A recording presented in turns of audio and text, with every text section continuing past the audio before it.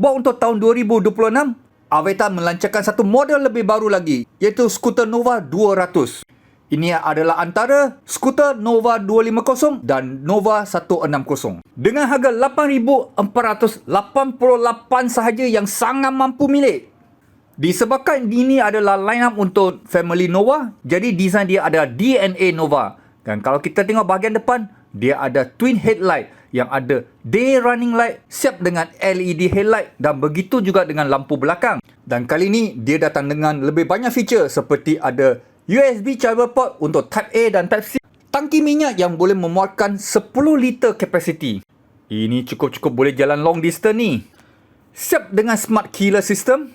Disc brake depan belakang siap dengan ABS.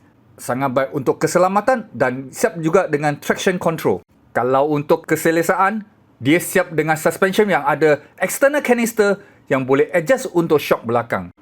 Ketinggian seat dia adalah 778mm, siap dengan back support seperti yang kamu boleh nampak ini.